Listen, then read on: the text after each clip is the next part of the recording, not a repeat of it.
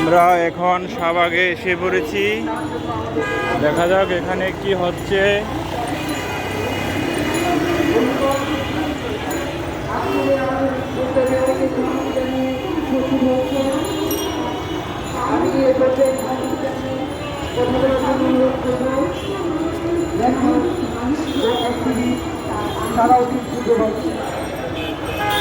এখানে কি হচ্ছে আমরা একটু দেখতেছি, দেখি কি। আমি ধন্যবাদ জানাবো আজকের এই সময়ে বাজার সহ ধর্মীয় যে সমস্ত কথা বলতে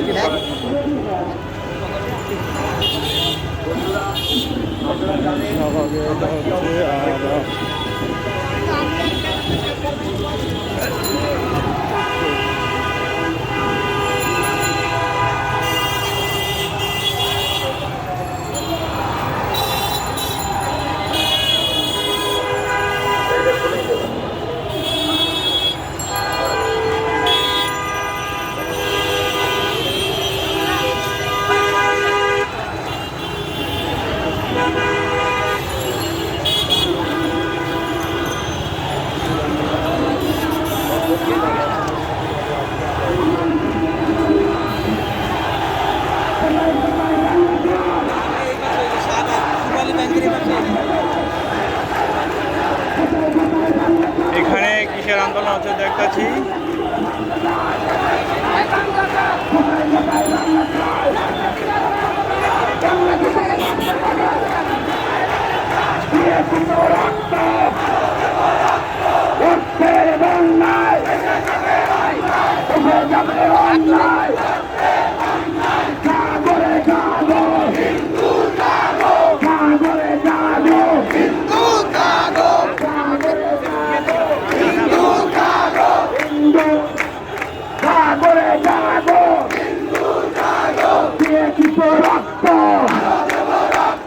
রক্তের বন্যায় কোথায় কোথায় বাংলা ছাড়, কোথায় কোথায় বাংলা ছাড়, বাংলা কি তোর বাপদাদার, কোথায় কোথায় বাংলা ছাড়, দিয়েছি তো রক্ত, রক্তের বন্যায় দেশে যাবে অন্যায়, দিয়েছি তো রক্ত, হই হই রই রই, দুষ্কৃতিকারীরা গেলি কই, হই হই রই রই, বামেরা গেলি কই, মানবতা গেলি কই, দিয়েছি তো রক্ত, রক্তের বন্যায় দেশে যাবে অন্যায়, দিয়েছি তো রক্ত, রক্তের বন্যায় দেশে যাবে অন্যায়, দিয়েছি তো রক্ত, সপ্তমেটা যমুনা তোমার আমার ঠিকানা, সপ্তমেটা যমুনা তোমার আমার ঠিকানা, সপ্তমেটা যমুনা, সপ্তমেটা যমুনা তোমার আমার ঠিকানা, দিয়েছি তো রক্ত, আরো দেব রক্ত, বন্যা দেশে যাবে অন্যায়, চেষ্টা কি তোর বাপদাদার, কোথায় বাংলা ছাড়, কোথায় কোথায় বাংলা ছাড়, চেষ্টা কি তোর বাপদাদার, কোথায় কোথায় বাংলা ছাড়, কোথায় কোথায় বাংলা ছাড়, চেষ্টা কি তোর বাপদাদার, কোথায় কোথায় বাংলা ছাড়। একসাথে দাঁড়াতে হবে, সব সনাতনীদের একসাথে দাঁড়াতে হবে। এই যে বন্যার্থদের, এই যে বন্যা গেল, বন্যার্থদের যেমন আমরা সনাতনীরা সাহায্য করেছি, অসাম্প্রদায়িক বাংলাদেশের একটা দৃষ্টান্ত উদাহরণ আমরা দেখেছি। তার মাধ্যমে আমরা সাম্প্রদায়িকতারও অনেক কিছু দেখতে পেয়েছি। কারণ কালেমা বেড়ানো হচ্ছে, এই করা হচ্ছে, সে করা হচ্ছে, আমরা এগুলো শিখতে চাই না। আমরা চাই অসাম্প্রদায়িক বাংলাদেশ করতে। আমরা চাই না 21 সালের মতো আবারও দুর্গাপূজা কোনো আক্রমণ হোক।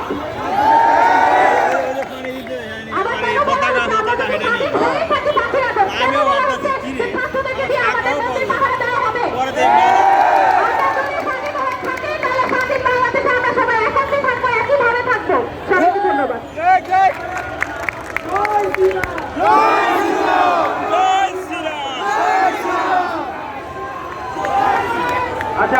সবাই একটু ধৈর্য ধরুন।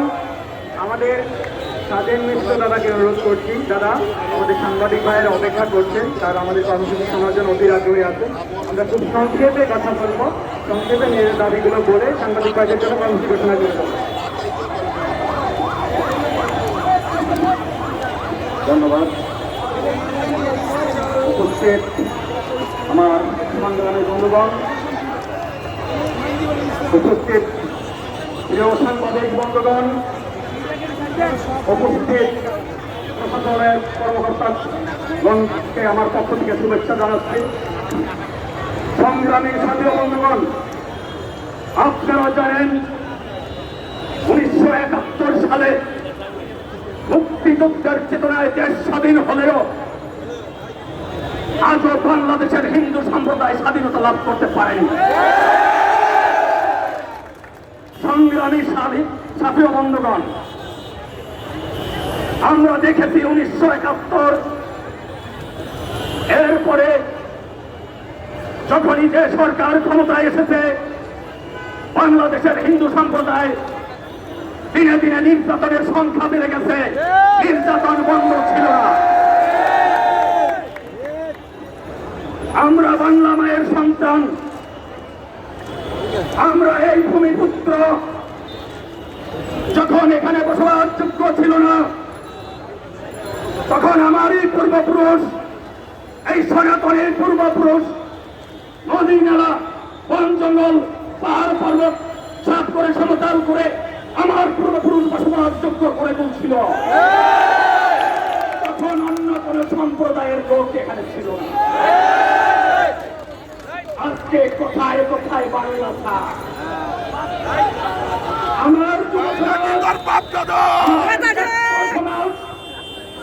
আমরা মায়ের খেতে খেতে আমাদের পিঠ থেকে যাচ্ছে।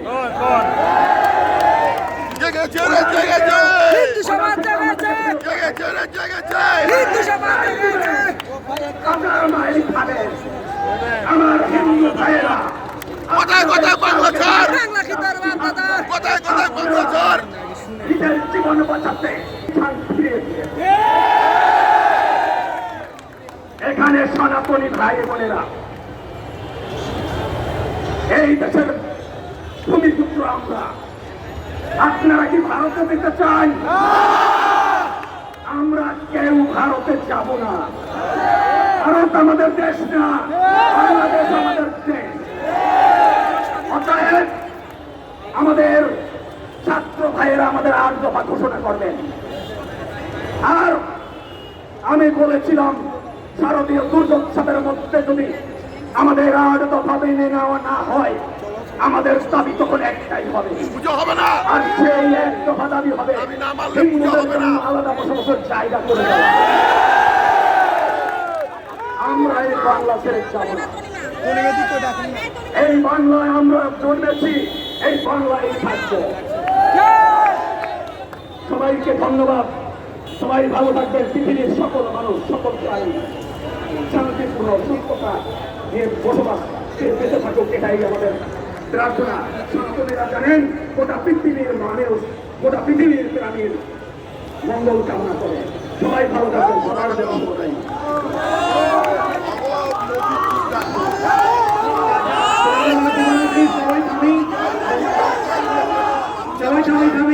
সবাই শান্ত হই, সবাই শান্ত হন। আমরা স্লোগান না দিই, সময় কম, সাংবাদিক ভাইয়ের অপেক্ষায় আছে। আমি এই মুহূর্তে আমাদের সেনামণি কর্মকারীর দিকে একটু অনুরোধ করবো 2-1 মিনিটে তার সংক্ষিপ্ত কথা বলা হবে। আমি আপনাদের সকলকে উদ্দেশ্য করে একটা কথা বলবো। আমাদের দাবিগুলো নিয়ে আমাদের যে 8টি দাবি আছে, এর মধ্যে কিন্তু কতগুলো দাবি আছে ভীষণ গুরুত্বপূর্ণ। আমাদের প্রধান উপদেষ্টা মহোদয় আমাদেরকে বলেছিল একটা কথা, যে বাংলাদেশে আইন আছে, সেই আইনের নিরিখে আপনারা বিচার চান। কিন্তু আপনারা জানবেন বাংলাদেশের যে মূলনীতিগুলো আছে সেগুলো কিন্তু আদালতে বলবৎযোগ্য নয়। অর্থাৎ সাম্প্রদায়িক সহিংসতায় যদি কেউ আক্রান্ত হয় এবং সেই বাংলাদেশের পেনাল কোড বা দণ্ডবিধি যেটা আছে সেটাকে রেফার করে কেউ যদি বলে যে আমি সাম্প্রদায়িক সহিংসতায় আক্রান্ত হয়েছি, তাহলে কিন্তু সে যথোপযুক্ত বিচার পাবে না। এই জন্যই কিন্তু আমরা সংখ্যালঘু সুরক্ষা আইনটা দিয়েছি। এই বিষয়গুলো কিন্তু আমাদেরকে জোরালো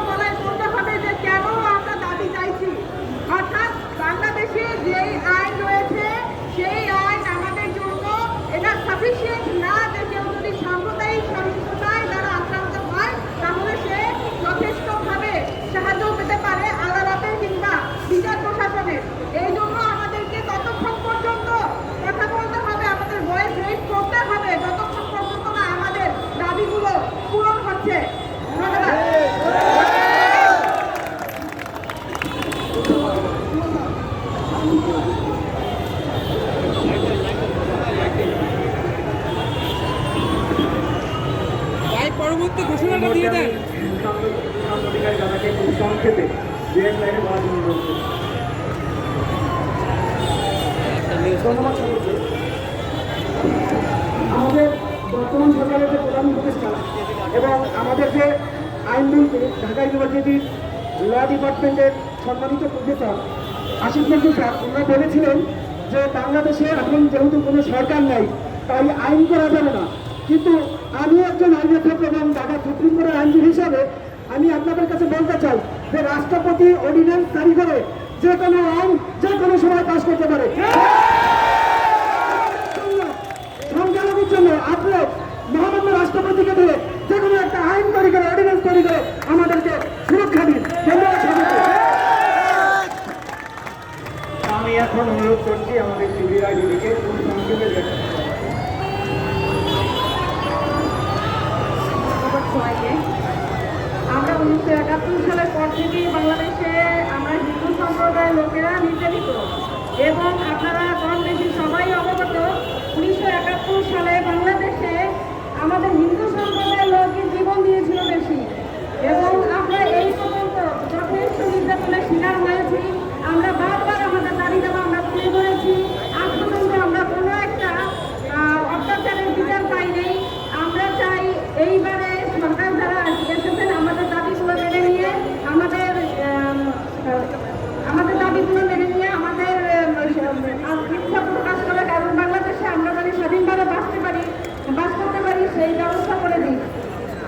আমাদের বারবারই তারিখের পর তারিখ আশ্বাসের পর আশ্বাস এইগুলো দিয়েই আমাদের রেখে দিয়েছে, কখনো কোনোদিনও আমাদের দাবিগুলো পূরণ করা হয় নাই।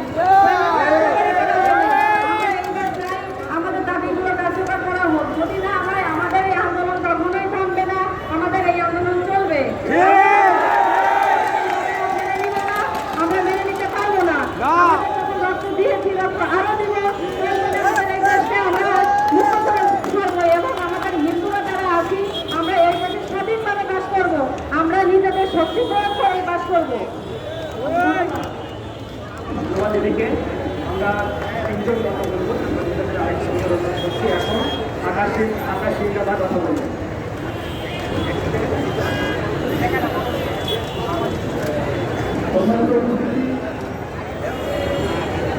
আজকে যারা কষ্ট করে আমাদের দুঃখটা তাদের দুঃখটা ঘটা এবং সেই সাথে আপনাদেরকে জানাতে চাই আমাদের পরবর্তী প্রোগ্রাম বাংলাদেশ জাতীয় হিন্দু তাদের মতো পরিষদ সহ আগামী শুক্রবার বিকাল 4 ঘটিকায় জাতীয় সমাবেশ এবং মশাল মিছিল আপনারা দলে দলে জনসমুদ্রের মতো সবাই এটাকে বাস্তবায়ন করবেন। যে আমরা আমাদের 8 দফা দাবি পেশ করেছি, তারা আমাদেরকে বলেছে আমাদেরকে কিছু সময় দিন, আমরা ভেবে দিচ্ছি আপনাদের দাবিগুলো চলছে, সেটাও কিন্তু বলেছে বৈষম্য বিরোধী ছাত্র আন্দোলনের সমন্বয়করা। আমরা আর কতবার অপেক্ষা করবো? আমরা দেখেছি অতীতে শেখ হাসিনার আমলে হিন্দুদেরকে ভোটের আগে দেখাইছে কলা দিচ্ছে পুরা, সেখানে এই হিন্দু সমাজ কিন্তু আর ভোট মানবে না, আর ছলনা বহুত হয়েছে আমাদের সাথে। সারা বাংলাদেশের 2 কোটি হিন্দুকে এই যে আজকে শাহবাগীতে জনসমুদ্র হয়েছে, সারা বাংলাদেশের 2 কোটি হিন্দুকে খেপায়েন না, 2 কোটি হিন্দু নামে আর দফা কিন্তু একদম হয়ে যাবে।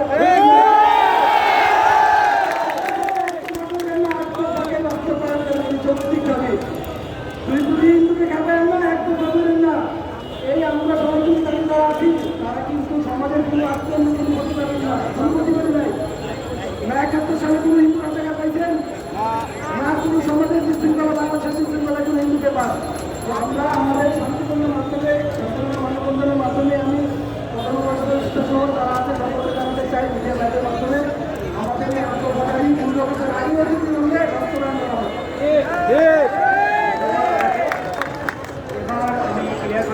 এখন আমাদের ঢাকা বিশ্ববিদ্যালয়ের একজন প্রতিনিধি কথা বলবেন, তারপর আমাদের প্রতিনিধি মালদা দাদা মোটামুটি আমাদের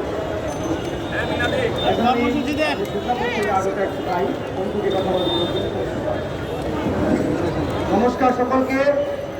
সুলতানপুর থেকে আমি যেহেতু এসেছি, গতকালকে যে অপ্রীতিকর ঘটনাটি ঘটেছে সুলতানপুরে আমাদের বাংলাদেশের সব থেকে নাম করা একটি কলেজ প্রবাসী কলেজের গলির ভিতরে, সেই অপ্রীতিকর ঘটনাটি আপনারা দেখবেন এবং সেই জায়গার মন্দিরটি এখনো আশঙ্কা মুক্ত হতে পারেনি।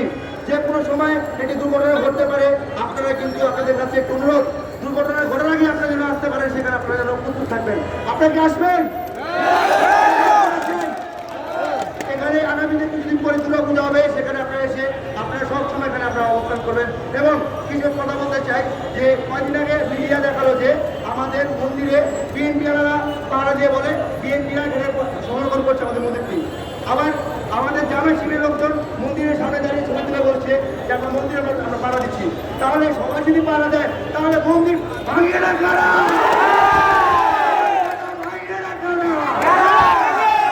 আমাদের প্রথম সময় দিক থেকে শুরু হয়েছে যে আমাদের এই দেশের রাষ্ট্রীয় ধর্ম ইসলাম, এটাই প্রথম সময় সৃষ্টি হয়েছে। কারণ এই রাষ্ট্রের মাটি, এই মাটি কি বুক না করে? এই মাটি কি মাংস খায়? এই মাটি ছুঁড়ে মাংস খায়? তাহলে এই মাটি কিভাবে আবার রাষ্ট্রীয় ধর্ম হতে পারে? এবং সজাগ থাকবেন, যে কোনো সময় যদি কোনো অপ্রীতিকর ঘটনা ঘটে আমাদের শিক্ষাপুরে প্লিজ দয়া করে আপনারা এগিয়ে আসবেন। সবাইকে মিডিয়া ভাইদের আমি আর 2-3 মিনিট অপেক্ষার জন্য অনুরোধ করছি। আমাদের ঢাকা বিশ্ববিদ্যালয়ের ছোট ভাই কথা বলবেন, তারপর আমাদের কমিটি সম্রাট দাদা আমাদের পুরো পরিকল্পনা ঘোষণা করবে।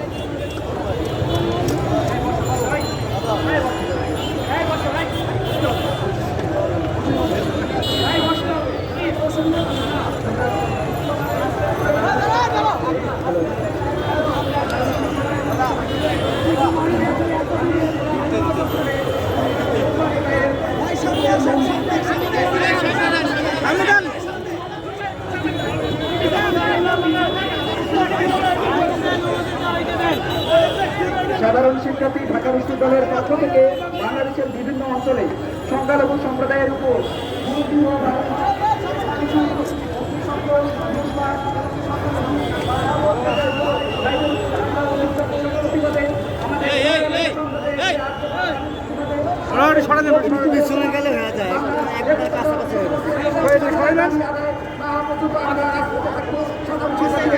সাধারণ শিক্ষার্থী ঢাকা বিশ্ববিদ্যালয়ের আমাদের আগ্রহ দাবি বাস্তবায়নে বিনিয়োগ হচ্ছে কেন, এই নিয়ে আমরা প্রতিবাদ এবং তীব্র নিন্দা জানাচ্ছি।